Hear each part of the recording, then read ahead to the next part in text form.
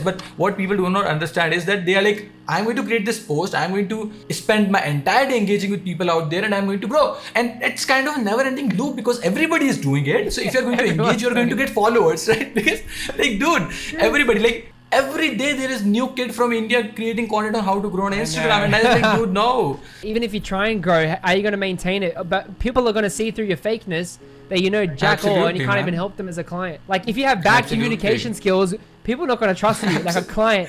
Like that's life skills. You don't learn that over on content. You learn that through life, bro. Like living and mistakes and like all the stuff I've been through. Like that's how it makes you different. Hey guys, welcome to the 4th ever episode of the Escape Normalcy show. Now this is a very special episode because of 2 major reasons. Number 1, Jeremy is the first non-Indian guest on the podcast, which I'm very excited about. And second, Jeremy is one of those few people because of whom I was able to start my content creation journey in 2020. So this is my conversation with Jeremy Mura on how he became a successful brand identity designer, a content creator, and then further an entrepreneur from being an alcoholic, a smoker, and an addict in his early 20s. A very insightful and fun conversation, and I'm sure you would be able to find a lot of insights out of this. So make sure you watch the complete episode. And now without wasting any time, here is my conversation with Jeremy Mura.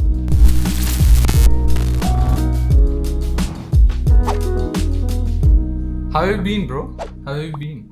Yeah, good man. Busy. Saw my mom today, which is good. Catch up with family. We're still in lockdown. I don't get out until December 1st or something. Oh God. Yeah, bro. It's crazy here. What else? Yeah, just been doing brand deals and lots of YouTube content and content for brands. Yep. So you might be very habitual when it comes to staying at home by now, I'm sure, because you guys have been in lockdown for so long. Yeah, well, I'm still by myself, like doing everything by myself, bro. Like, so I can't, like, I've tried hiring people, but they just don't have the same level of quality and understanding that I have. And like, even in my academy, like I have students, but they still can't think to my level because a lot of them are from like overseas and third world countries. Not saying anything bad, but I'm just saying like the English is a bit different and stuff like that. Yeah. I would agree. Anyways, thanks a lot for accepting the invitation, man. I really appreciate it. Thanks a lot. Yeah. So basically what I do is there is nothing scripted. I do not write down all my questions. It is a very free flowing conversation. I have few pointers in my mind that I want to talk to you about. Yeah. So we'll just do that. Otherwise we'll keep it very free flowing wherever it goes, the tangents. I'm not going to block anything. Pretty free flow, pretty casual. But yeah, thanks a lot for joining in again, man. So very few people know this, bro. I'm not sure even you know this, but so I got back from my college. I graduated in March 2020, right? Yeah. I got back to my home in March 2020 and I had a job in my hand and I was like, I just want to get into the game of content creation, right? And at that point in time, everybody is creating carousels, right? So, I had no idea, no past experience in how do I create the carousels and all those kind of things. But I'm like, I have to create some good looking carousels, right? So I stumbled upon... One sec, man. You're echoing. I don't know if your mic is on the right mic. Just one second. It's hard to hear you. Like my audio is on max. 1 second. Just give me a second, yeah? Sorry about that. Yeah, just double check it. Thanks, man. Yep. How about now? Okay, it's on now. It's on right now. Yeah, it was a faulty mic. Yeah. So what I was saying is, I was trying to get into the game of content creation and carousels, right? So I stumbled upon your profile. I still remember 1 year ago, your profile and Dan Walker's profile, right? And I was like, these guys are creating some really good looking carousels. How do I do it, right? I'm a real beginner, no idea in the game of content creation. No, I don't know shit about how to design things, right? I have no idea about designing. So I still remember I watched your carousel tutorial on YouTube channel, and it was time when you were only just getting started in the world of YouTube. You had 15-20 videos. You had 4,000-5,000 subscribers if I'm not wrong. And I watched that video, bro. I watched that video 4 or 5 times. I set for creating carousels in the morning, and it took me 6 to 7 hours to create just my first carousel because I'm absolute beginner. That's a long time, bro. That's funny, man. Yeah, because my video 5 times. Yeah, because I never even started Illustrator in my entire life on my PC, and I was like, but I had to do it. So you are one of those guys who kind of got me in the world of content creation, and my life absolutely changed after that. Because if I would have never started creating those carousels, I would have been in a absolute different place. because I had a job in my hand that I absolutely hated. But fast forward 1 year, I kept creating content, kept creating a lot of things on YouTube, etc. And I have to give credit, like I would say 60% credit to you, that I just learned designing from you, man. Like I had no idea about designing, you know, like Appreciate it, everything, so everything. So That's yeah, awesome. Thanks for sharing. Yeah, that was one of my major reason to kind of invite you on the podcast, bro, because I was like I want to talk to people whom I looked up to when I was just starting out and I had no idea, right? Cool. No idea about design, not how everything looks, right? That's So, bro, what I'd like to do is I would like to start this conversation from your end, from like your origin story, because I am always interested in where the person is coming from. How did they actually got started? Because you are married now, you are in a completely different phase of your life, yeah. But I want to know how Jeremy was when maybe, I don't know if you have graduated out of the university or not, but how he was when he was like, let's say 20, you know, and how did you then start and get it at a point where you are right now? Okay, cool. So are you already recording or what? Yeah, it's recording on my end. Okay, it's all good. Okay, just double check, because last time I did a podcast, someone forgot, and then we had to redo it. No. Everything is up and running. Yeah. All right, cool, bro. Thanks so much. Yeah. So a bit about like my story is obviously between the ages of 18 and 21. That was like my toughest part of my life because I was doing drugs and sleeping around and partying and stuff. So like I actually didn't know a lot about like business and all that stuff, right? But after I sort of came out of that phase of like, you know, having a near-death experience and, you know, stopped hanging out with friends and partying and drinking and smoking, all that stuff. Basically, when I was around 21, when I quit all that stuff, I started finding mentors online. So like Sean West, Gary Vaynerchuk, all those people, you know, Tim Ferriss, you know, all those entrepreneurs and gurus and all that stuff. You know, some of them are dodgy, but some of them are actually good. So I started listening to them and hearing about like, you know, they talked about design and business and creativity. And obviously, after that period, I sort of grew up I started going back to church as well after I stopped doing all the partying and stuff. And one of my mentors, my life coaches, his name is Chris Oyakhilome from Africa. And he's a preacher, but he actually talks about like finance and business, not just spirituality. So for me, that was a catalyst that really set my mind in motion to think prosperity and wealth and building businesses and helping people and manifesting all those things. So really, that was really the catalyst for me, man. So yeah, it took a while. It took a few years of really like refreshing my mind, renewing my mind into positive thoughts, into thinking business and growing and stuff. So yeah, it took a few years of growing. And then basically, so after I dealt with all that stuff in 2014, I found the right course for me, a design course. But 2013 and 2012, I failed 2 courses, and that's because I wasn't focused, because I was, you know, coming out of all those, you know, partying and stuff, and I wasn't serious. But 2015, I became serious, and I basically had this shift where I'm like, I need to take responsibility for my life. If I don't do this, if I don't step up, then no one else is gonna do it for me. You know, it's not God's 100%. Responsibility or, you know, my parents. It's up to me. I have to take control of my life.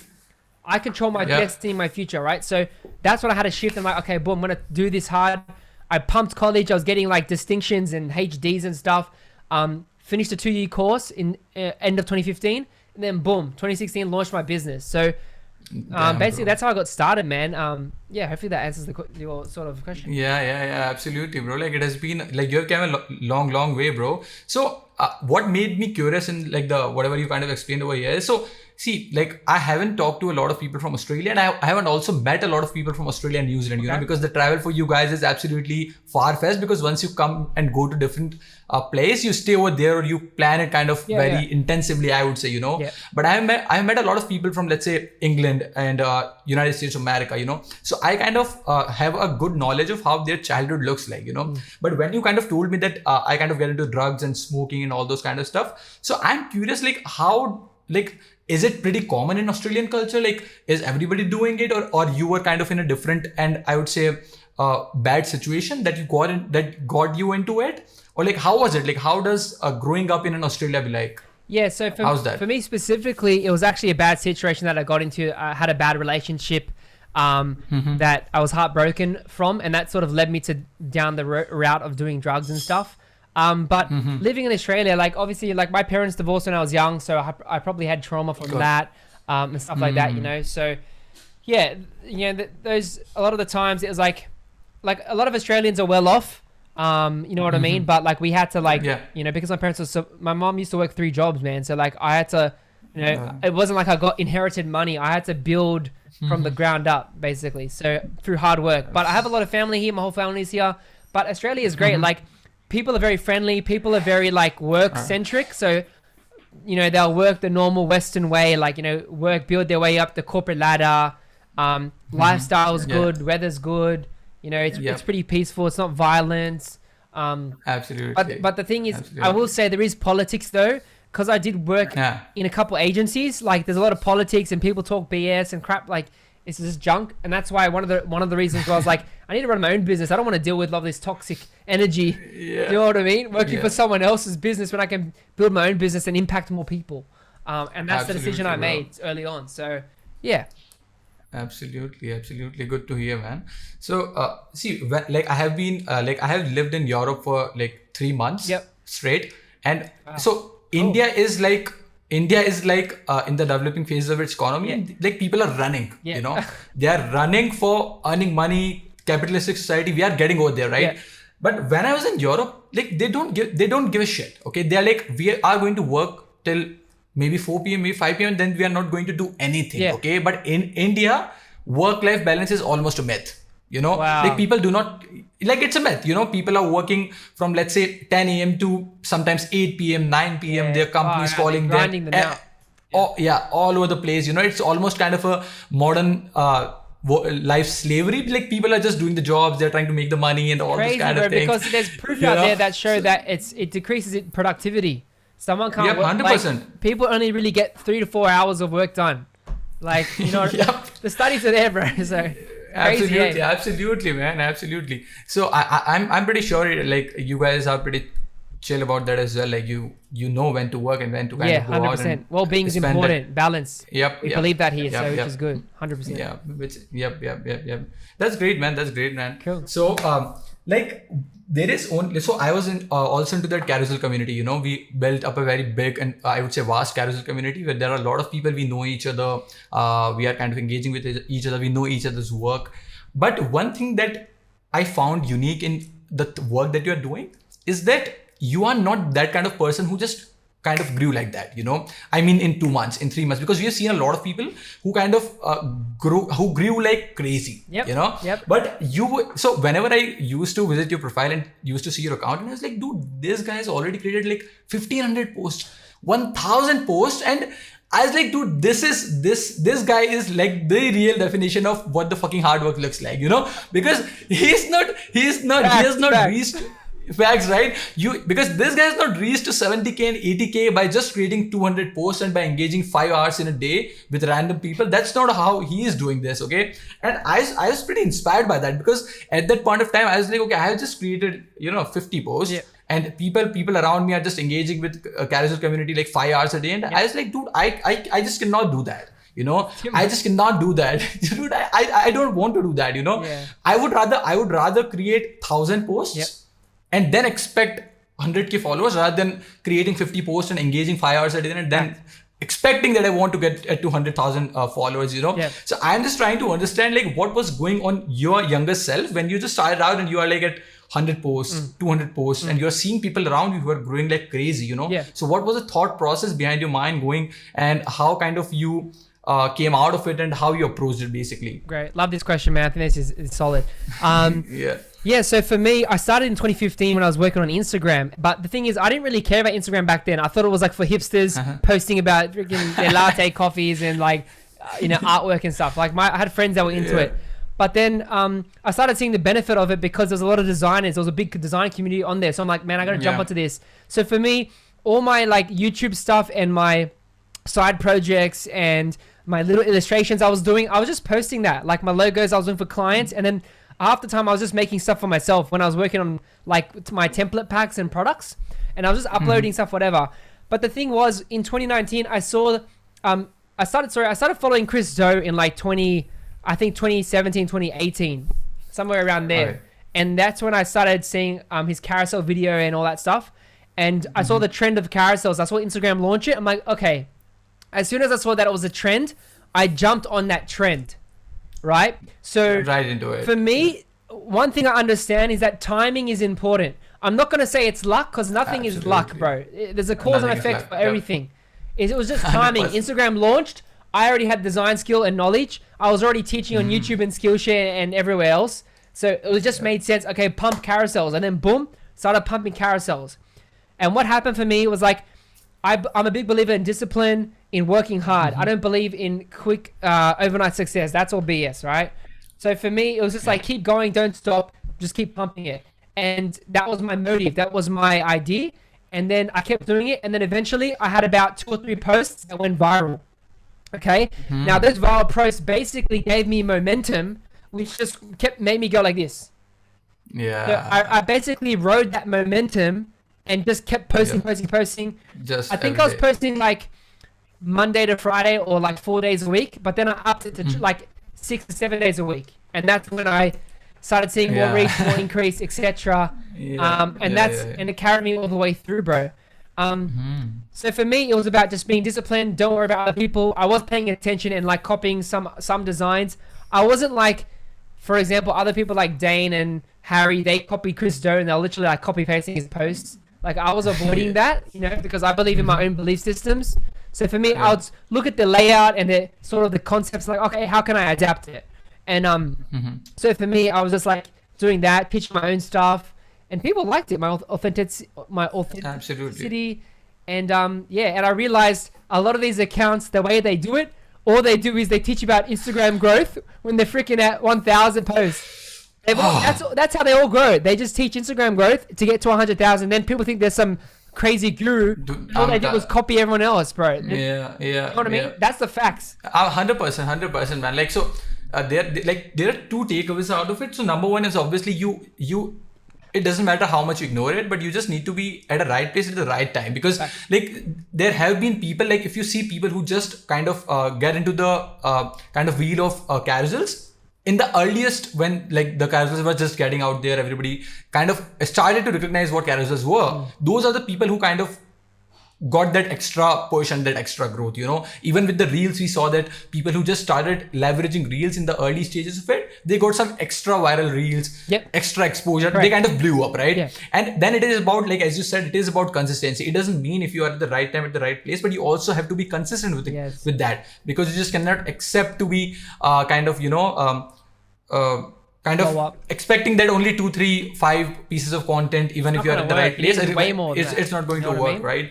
Yeah. And so man, like that kind of approach that I kind of saw, like it is not about you telling it to people that what I'm trying to do, because it is absolutely visible in your profile, right? You have 1,000 posts, everybody out there kind of deleting their posts. They have 50 posts and they show that I have 100,000 followers. Well, nobody cares about that. Anybody sensible will know that what you're doing over there, right? So I'm 100% sure it is pretty authentic. It is pretty visible, man, right? So that's about that. And also it is about, I'm absolutely pissed about people creating content about how to grow on Instagram. At this point of time, I'm pissed on it, because dude, like what people are trying to do is basically they see other people create content around Instagram growth and they see these people are growing. So they're like, I'm going to do the same and I'm also going to grow as well, which is so messed up, because then in that process, you do not even figure out what you want to do. Correct. Because and then you get bored. You get bored. Like how much can you talk about Instagram? Like there's only so many things you can talk about, and then that's the thing, bro. What I realized is the same for any platform. People on YouTube do it as well. How to grow on YouTube, and then they just blow up, like teaching at YouTube when they just started. Which like it's okay, like I understand, but to purely do it just to like get viral and get famous, man, that's the like you're using a false identity sort of thing. You know what I mean? Absolutely, like they're not being true to themselves.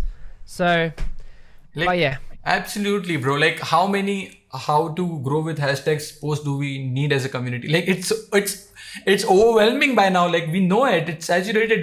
Don't create how to use hashtags to grow your account. We know this, but what people do not understand is that they are like, I'm going to create this post. I'm going to spend my entire day engaging with people out there and I'm going to grow. And it's kind of a never ending loop, because everybody is doing it. So if you're going to engage, you're going to get followers, right? Because like, dude, everybody, like absolutely. If you, like every now and then I just go and check out over there, the people commenting on these big profiles, content, like, Christo's, like Dan and yours. Every day there is new kid from India creating content on how to grow on Instagram. And I was like, dude, no.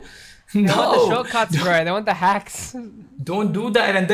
And then it's like, are you going to study Instagram? Like, what do you know? Like What do design, you know? But the marketing, thing is, sales. you maintain it. Even if you try and grow, are you going to maintain it? But people are going to see through your fakeness that you know jack all, and Absolutely, you can't man. even help them as a client.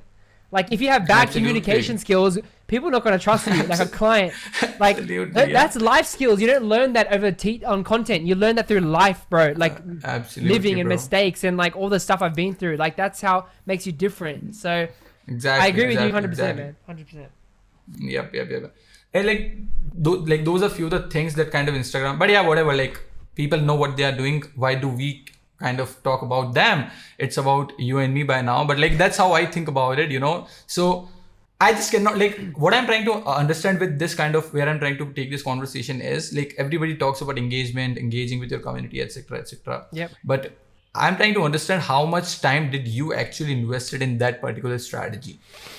So my main strategy was I was using the $1.80 method. There was an app I was using called the $1.80 method. So basically Gary Vaynerchuk's method. Yep. And I was using that, and I wasn't hitting 90 comments a day. I was just doing like half or whatever it was. And I applied this strategy of actually doing audio messages to every new follower. So I was doing that when I was under 5,000, I think. Under 10,000 or under 5,000, around there, early stages. And I was replying like, thanks for replying, happy to chat, etc. And I built some relationships through that.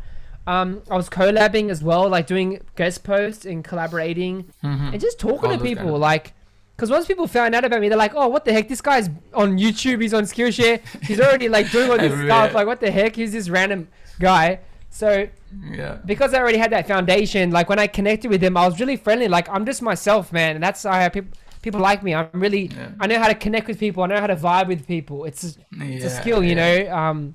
Yep, absolutely. So for me, I was doing that and then engaging. I was spending like probably 2 hours a day, 2 to 3 hours, man.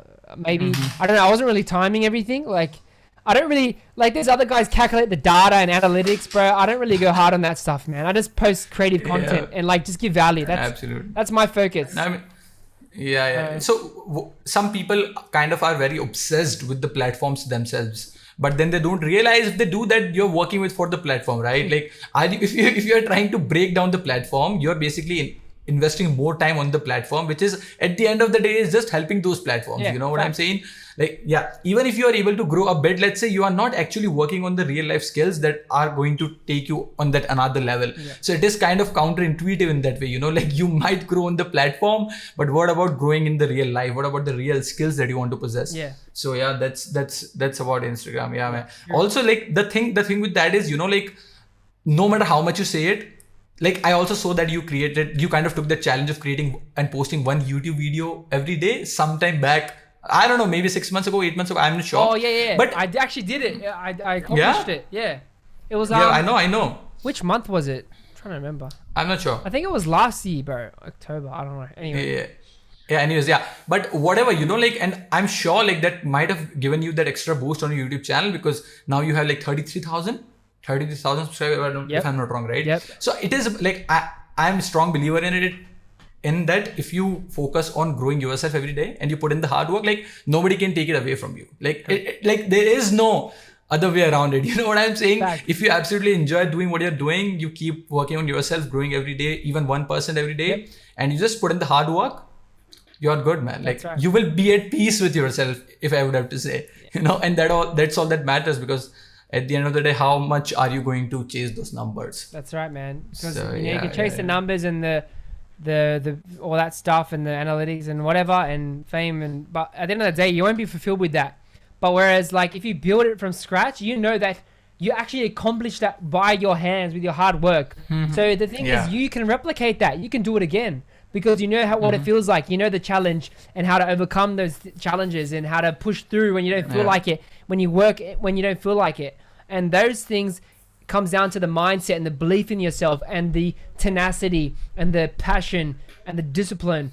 And when you build those skills and habits in yourself, man, you become unstoppable. And if you focus on those things, that's what's more important than all the outward stuff. So absolutely, that's what makes the difference, man. Like, see, at the end of the day, like, I think, like, even when I'm talking to people and they are kind of texting me, Akshat, how do I do this, that? I'm like, you have to have a strong mindset. Like, if you're patient enough, if you believe in what you're doing, and if you can do it for long enough, you are going to win by default. Like 90% of the people are going to quit anyways. Everyone quits. Exactly. 90% quit like after 3 months. Yeah, that's what I'm saying, right? Because a year ago, when I was seeing people around me creating content around Instagram growth, they disappeared. I can't even. They're gone, right? I can't even see where the profiles are anymore. So it's like, if you're consistent, you're doing the right work, you are going to get there like by default, half the way. Yeah. 100%. So that's about that.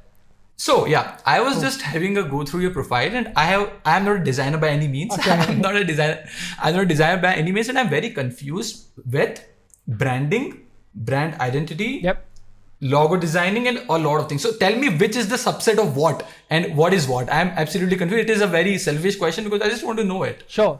So when it comes to a brand is a gut feeling, a perception, a belief system that someone has about a certain business or brand. Right? It's that emotional connection. It's a ethereal thing, intangible, right? Then you've got branding. Branding is the process of building that brand through building its attributes and its culture, and the ideologies behind it and the values. It's a process of building that brand into someone's mind, basically. Yeah. Then how people perceive it, basically. Yeah, basically. And then you've got brand identity, which is the visual aspect or the brand image. How does it look like in the market?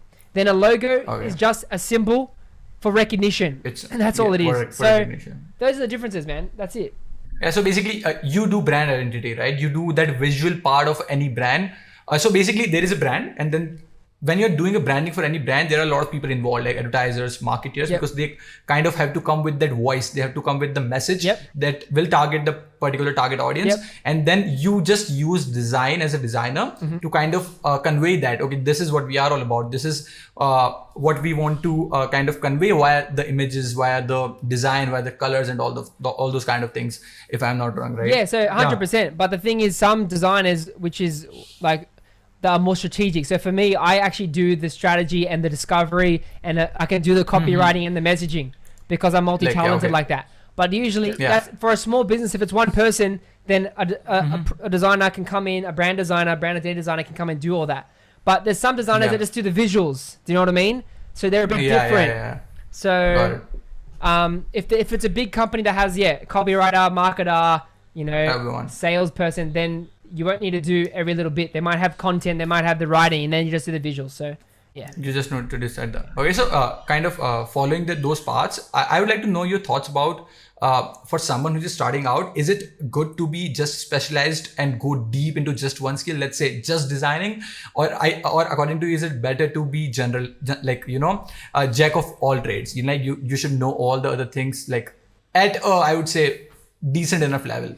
What do you think about that? For me, if you're just starting out and learning, I recommend just experimenting, have fun with a bunch of stuff, and then after a year or two, then pick something and niche down. You can't, because people who are experts in something, they are the ones that become successful. Like even in Greek philosophy and other, like in history and stuff, like the people that were the best were the artisans, were the craftsmen, the blacksmiths. They knew how to craft their stuff, bro. So same thing with the design, man. If you focus on just logos or just illustrations or just websites, you're going to be the best in that, and you can help. Absolutely. You can help your clients better because they're going to come to you for that specific thing.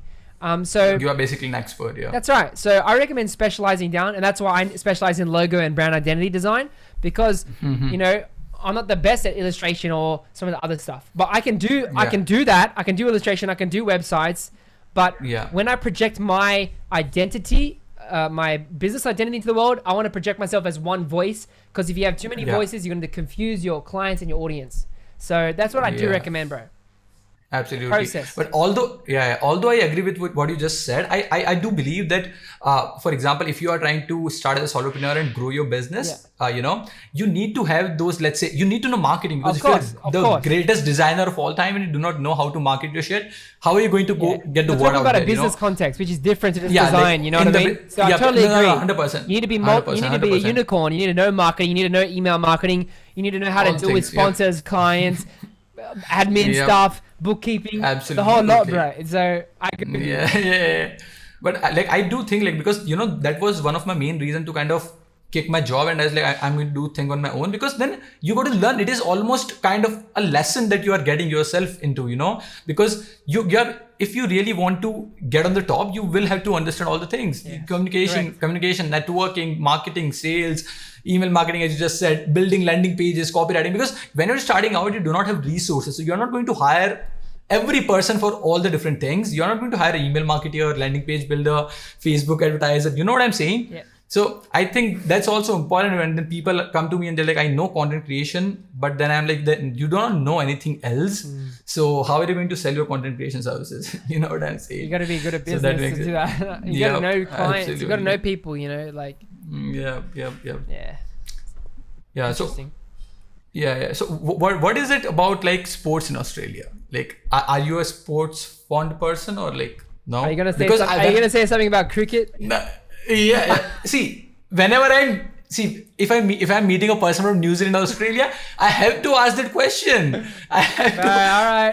For me, I'm different, man. I'm not the average kid, but I personally don't care about sport. I'm more into games. Okay. I'm more into games and stuff. Games, yeah. I did play soccer for 14 years though. My parents my dad's Italian side, so they were into soccer. So I played soccer, but now I just play basketball at the court. I don't do anything professional. I just go to the gym. Gym culture is pretty solid here. So yeah, gym. I don't follow. Yeah. I think it's a waste of time, to be honest. That's fine, bro. Like, I just need to ask it because there are so many crazy. There are so many crazy blokes from over there, crazy about cricket. I need to ask it. Yeah, all that, bro. Yeah. So I need to ask it. I think cricket's boring, bro. Just my opinion. We are not going to debate about that. Anyways. So how is fitness going, bro? Like, how are you hitting the gym? Like 5 days a week? So I have a gym in my garage because of lockdown. The gym's closed. So I bought some equipment. So basically, I do 3 to 4 days a week. That's lovely, bro. Yeah, so I try and just do full body. Some days I have chest and arms day, and then other days I do back. I'm trying to figure out like my legs and and just core, because I'm doing dumbbells. I don't have the bar and stuff yet. I need to get some bars, and so I can do deadlifts and all that. So makes sense. I think it is really important to move the body, like. Especially when you have been in lockdown for so long, like you guys need to do something. You need that sweat, otherwise you will be done. It's for anyone, man. No matter who you are, you all need to work out. Body, soul, spirit. Absolutely. Like if your body's, if you're not eating the right food, you're not gonna have mental clarity. You're not gonna have energy. Why do you think people are so lethargic? They're sitting all day on the computer, staring at a screen. Absolutely. You gotta get your blood moving, bro. It's gonna help you if you work out. 100%. 100%, bro. So let's kind of so we have drifted to the conversation, completely different conversation, but let's talk about again. So someone, like, there is this one question that I want to ask you from my community. Someone asked this question. I'm just going to sure. Just give me a second, right?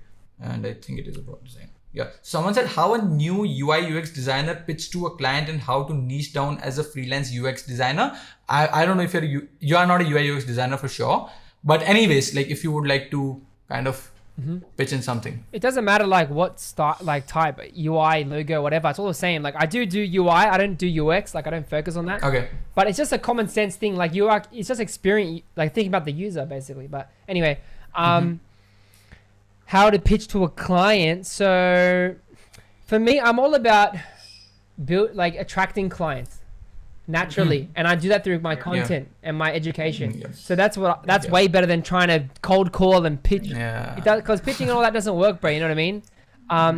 Like I remember one time a startup came to me. He told me they just got 250,000 of investment. They're looking for a designer or a studio, right? And then I pitched them like 15,000 for this web design app and brand identity. And then they're like, "Oh, sorry, we didn't get the feeling from your thing." And they had all these other studios that were asking for they probably charged 50K because I'm like, I was just by myself, so whatever. But that makes sense. but I spent time on the proposals and all that stuff, and doing those things don't actually guarantee a client. Like spending time on a proposal, it's a waste. It's better to learn to communicate over the phone, talk to people. But what I do recommend is get on Facebook groups, LinkedIn groups where startups are that have that are tech startups that actually have money and Just start wondering. talking to those people or go to those events. Like, Yep. you know, Absolutely. if it's a physical event, pay your ticket and go and talk, like, grow some balls and talk to people, bro. Like, there's no, Yeah. you know what I mean? If you want to get those jobs. Yeah. So, yeah, there's a lot No, more absolutely. to it, but I don't know. That's my pick. Yeah, a lot of things, because it is, at the end of the day, it is not just about kind of signing that client and earning that money, right? If you are really trying to do in the long run, because you need to build that connection in the industry out there, you got to know people who are the people who are kind of doing the things that you want to do, right? So that makes a lot of sense as well. Also, like, how has been a shift from being a content creator to a entrepreneur has been, bro? Like, have you been hiring people? You started Mura Academy, you are on a Skillshare, the YouTube, the Instagram content, I'm sure sponsorships, I'm sure the clients that you're doing, a lot of stuff, right? I can feel it. So, like, have you hired a team? How are you going about it, and how the entire process has been for you? How are you feeling about it? Yeah, so the entire process for me, I actually don't have a team. It's all just me, to be honest, because I'm a unicorn, bro. I told you. And it's not out of ego. I just, like, I've learned a lot over the years. And I'm very fast in execution. Like, I just get stuff done, bro. And I know how to get it done. I know I have my systems and my processes and my apps that I use that helps me get stuff done. Like, I have an accounting app that does my bookkeeping for me, and then I just input the numbers. It's really simple. You know what I mean? So that covers that. The sponsorships and brand deals, like, I'm getting a lot more of that. So I'm saying no to a lot of the design stuff now. I'm more focused on content creation because I just want to focus on doing full-time YouTube, full-time content. Because I'd rather do that instead of dealing on a design project where clients are a bit, Makes sense. So that's crazy, bro, because people might think it is not a very big deal and that person might be fast enough, but no, that's not the case, because I do all these things and it takes a lot of time, and if you are not efficient and disciplined enough, you just cannot do it. Like, it is invitation, challenging, bro. I'll tell you that. Dude, like, some days I don't get crazy, a lot of stuff done. So, but I'll stop at 5 o'clock, crazy, 6 bro. o'clock, and I'll spend time with my wife or my family. So, do you know what I mean? But I've done it for so many years. I know how to do things. Like, do you know what I mean? There's a process. Makes sense. But like, I just build systems. Like, I use Notion. I have, like, my Google Calendar. Just keep it simple, man, and just, like, get stuff done. Get the work done. But hire people if you have to. Like, I've hired a couple just really small jobs. But I just find it, I can do it faster. Like, I can hire someone to do thumbnails for my YouTube channels, but I can do it in 5-10 minutes. Like, really easy. That's insane. So, like, there are just so many small aspects to it. People do not realize, like, if you want to do a YouTube channel, you need to script it, you need to sit down and think about what I'm going to talk about, then thumbnails, you need to shoot the air, editing, B-rolls, the editing, the publishing, even the publishing, the titles, the description, like, all those kind of things, right? It takes so much time. And then that is just a small tangent of the things that you're doing, right? Then there is brand sponsorships, the clients, the dealing with them, the onboarding calls, oh God, that's crazy, bro. That's crazy. It is crazy, bro. I like it. It's fun. It doesn't feel like work. It feels like it's fun to me. Yeah, that's absolutely true, bro. So, it seems like it. Yeah, well, the thing is, when you start earning good money, bro, it's good. It feels good. Your business is growing and thriving, and I'm thankful to God for all the opportunities. But remember, it did take those hard years of putting in the effort, sowing the seeds. Every seed grows into a tree if you nurture it. 100%. So for me, that's 100%. What it's all about. But look, 100%, I am looking to hire, like, video editors, but I'm trying to find people in Australia because our time zones are so messed up. Like, hiring people overseas, it's kind of tricky, bro, and I can't really communicate with them properly. So I would say, I'm trying to find people that align with my vision, and I think that's the key. Finding someone that aligns with your vibes important. And that can get stuff done without you having to micromanage. That's the hard bit, finding someone like absolutely, bro, because, like, I have recently hired video editors, and what people do not realize is that when you hire someone, it doesn't mean that all the things are just free flow now. Like, they are going to take care of it. Like, if you have not hiring properly, your processes are not good. Basically, you have to tell them everything, right? You're wasting. So there are days when I'm like, dude, you do not do it. I'm going to do it myself, because anyways, explaining it to you is taking a lot of my time. Yes, dude, no, correct. No. This is the problem. That's the problem. You know what I'm saying, right? And but people do not understand it until they have hired someone, because then they. And even if someone is editing better than me, but it is not, he or she is not editing the way I want it to be edited, I'm like, no. You don't think the same. You think differently. Absolutely, and it is so hard to hire those people, you know. And that's the thing. I agree with you. And like, there's something called SOPs, like schedule of procedures. So you can create templates and like trainings for people. And I think that's a good way to sort of like make it faster, but still like you still have to do some hands-on-hand training or whatever. And if there's a language barrier, it gets hard. Like, people don't understand Aussie slang and wording. So when I'm talking to a young guy, they're like, they're not understanding what I'm talking about. And I'm like, are you sure you understand? But then they're like, oh yeah, I do. But then they didn't understand, and they're too scared to tell me. And now I have to do the revisions because they stuffed up. So I'm just like, it's annoying, bro. I could have just done it myself in an hour or whatever. Yes. So the problem with that isn't the folks are just starting out. They're like, I just need the project. I'm going to agree on everything, but they do not understand that they're going to mess up it at the end. Like, you cannot do that, right? It's bad, like, what are you doing? What do we do, bro? How do you? So that's messed up, man. That's messed up. So see, people, I think you should create videos on productivity, dude. Every random dude out there who do not make things done, who don't get the things done like you do, are creating videos on productivity. And you, my friend, are doing all the things possibly a solopreneur or entrepreneur can do. Like, I think you should do some productivity videos, right? I'll make some stuff. I'll make some videos and because I think that would be really insightful for people, because like, if you're getting so many things done, there has to be a video about it. Yeah. So quickly, like, what would be some of your basic tips about productivity for someone who is a solopreneur, maybe a designer, maybe a freelancer like you, who is just trying to do all the things by himself or herself, because also they're trying to start their business on the side, like you did Mura Academy and whatever you're doing, right? So what would be a very easy, no fluff productivity tips from your end? So you need to build habits. Buy a book called Atomic Habits by James Clear and read that and apply it. Everything's run by habits. Half your day is run by habits. Your brain finds patterns, etc. So get into a routine. You know, whether you wake up early or not, it doesn't matter. Who cares? Just get the stuff done. Have a task board. So I use Notion in a Kanban board format, and write down your 3 most important tasks for the day. Make sure you do those 3 tasks. If you have a day job and you work 9 to 5 and you're working on your business on the side, cut it down to 1 or 2 things, right? And pump those tasks out. Make sure you get those done. If they're not done, then you got a problem. So that's that. Another good tip is like do the hardest work first. You're most alert in the day. Science shows that 11 a.m. you're the most alert, most energy. So pump the biggest tasks in the morning. And once you do that, you feel like you've done a lot of work. Like, it builds momentum to get the other stuff done. Or that's one technique. There's a book called Eat That Frog. Brian Tracy talks about that method. So I think that works really well for me. Like, just the hard things, and then later on, you just ride the wave. What else? Sure. Plan the night before. So if you plan the week on Sunday, plan 100%. All that. Or if you can do the night before, whatever day it is, make sure you know what your tasks are. Helps a lot. And then also focus on the tasks that bring in money. Don't focus on small tasks. If it's something like you can hire some person to do it for really cheap, and it's not, it doesn't require much effort and stuff. Like, just hire someone else to do it. You know what I mean? Yeah. The last thing is batching. Batch everything. So if you do your emails, have a set time where you just batch it in one go. Or if you're doing videos, record all that in one day or one specific place or whatever.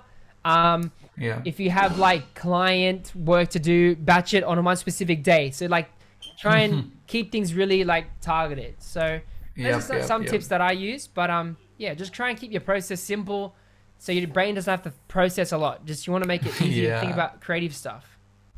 Yeah, 100%, man. 100%. I think prioritizing is very important, because and it is also about, taking the emotions out of it, because you might be very attached to the content that you're creating on YouTube and you only have 500 subscribers. But if you would have to invest the time in kind of actually working for clients, you might earn more money, because at the end of the day, you have to earn money to actually get your YouTube channel running, and people kind of, I think, get emotional at times that I'm going to invest maximum of my time in YouTube channel because I want to be a YouTuber. Yeah. So I think prioritizing it is a hard work. Absolutely. Absolutely, man.